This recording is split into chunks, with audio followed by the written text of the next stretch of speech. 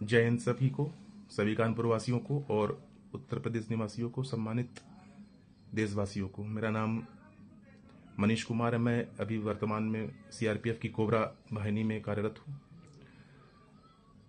जब जवान सीमा में रहकर या नक्सल एरिया में रहकर अपने देश की सुरक्षा करता है और उस दौरान उनका परिवार की सुरक्षा किसकी जिम्मेदारी है?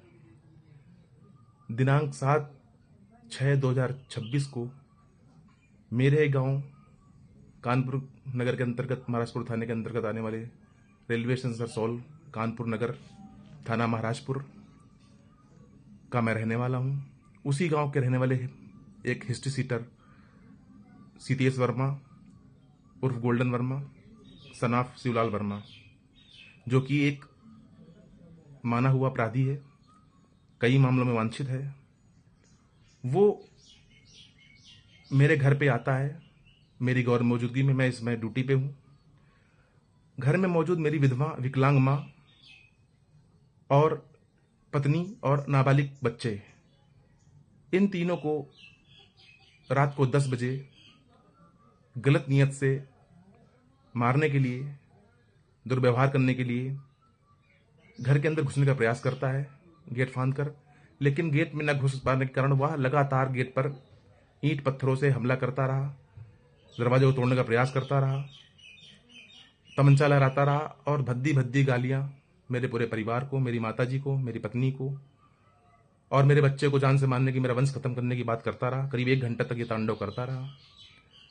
कोई भी हमारे गांव का आदमी, कोई भी बाहर निकलकर उसका विरोध नहीं किया,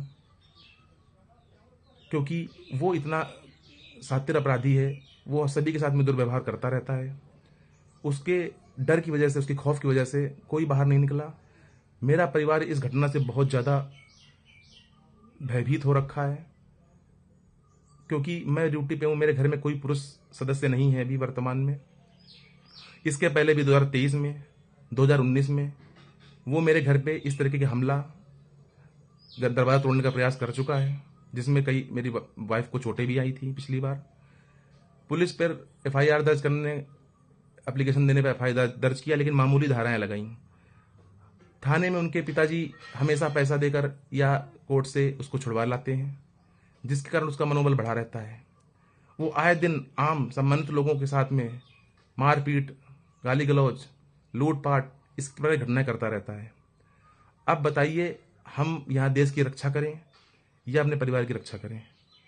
मेरा परिवार इस समय बहुत डरा हुआ है। ये घटना 7 तारीख की है, 7 जून की है, रात को 10 बजे की है। मैंने जितनी भी लीगल कार्रवाई करनी थी, मैंने कोशिश करके थक चुका हूँ, लेकिन अभी तक अपराधी खुलेआम घूम रहा है।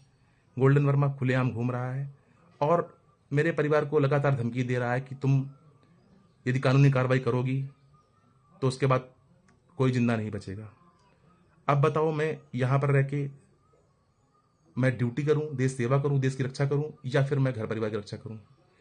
यदि मेरे परिवार को न्याय नहीं मिलेगा, मेरे को न्याय नहीं मिलेगा, तो मजबूरन मुझे को ये छोड़कर कुछ अलग सोचना पड़ेगा। आज माननीय योगी जी की सरकार है, महिलाओं की सुरक्षा की बात करती है, लेकिन महिलाएं कहाँ तक सुरक्षित हैं, ये आप ही बता सकते हैं। आप ही लोग बताएं कि अब आखिरी में मैं क्या करूं। आप लोगों से निवेदन है कि मेरे इस वीडियो को ज़्यादा से ज़्यादा फैलाएं, जिससे कि ये बात सरकार के कानून तक पहुंचे और मुझे न्याय मिल सके, मेरे परिवार को सुरक्षा मिल सके। मेरा परिवार रेलवे स्टेशन सरसौल, कानपुर नगर, पोस्ट फुफवार, थाना महाराजपुर के अंतर्गत आता है, कानपुर कमिश्नरेट के अंतर्गत आता है।